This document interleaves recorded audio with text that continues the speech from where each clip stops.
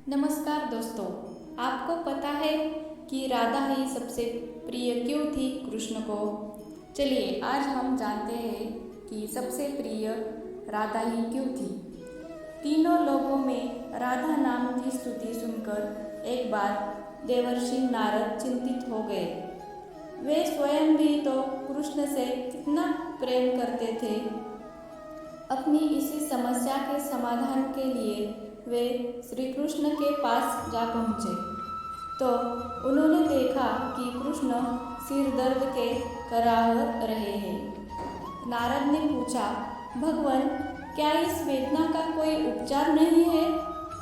कृष्ण ने उत्तर दिया, यदि मेरा कोई भक्त अपना चरणोदक पिला दे तो यह वेदना शांत हो सकती है। यदि रुक्मिणी अपना चरणोदक पिला दे तो शायद लाभ हो सकता है। नारद ने सोचा, भक्त का चरणोदक भगवान के श्रीमुख में, फिर रुक्मिणी के पास जाकर उन्हें सारा हाल। रुक्मिणी भी बोली, नहीं नहीं देवर्षि, मैं ये पाप नहीं कर सकती। नारद ने लौटकर रुक्मिणी की असहमति कृष्ण के सामने व्यक्त कर दी। तब कृष्ण ने उन्हें राधा के पास भेज दिया।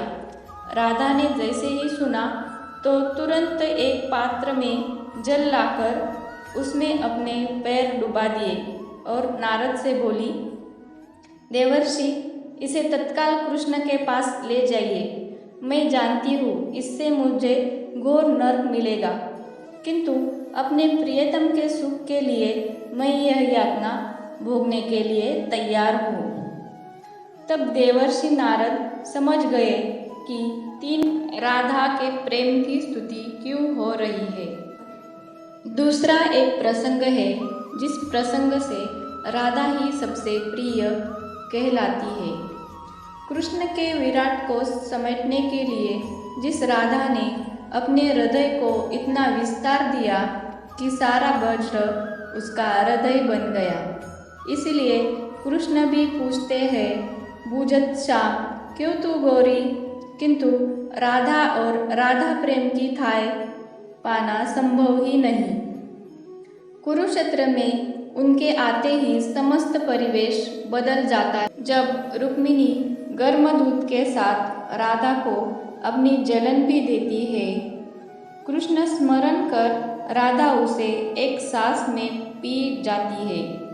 रुक्मिणी देखती है कि श्री कृष्ण के पैरों में छाले हैं, मानो गर्म खोलते तेल से जल गए हो। वे पूछती है, ये फफेलो कैसे?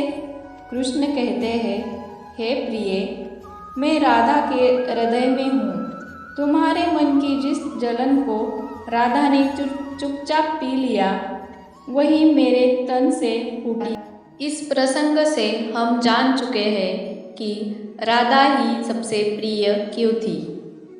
आज ही समाज में कृष्ण के साथ राधा का ही नाम लिया जाता है। राधे कृष्ण, राधे कृष्ण।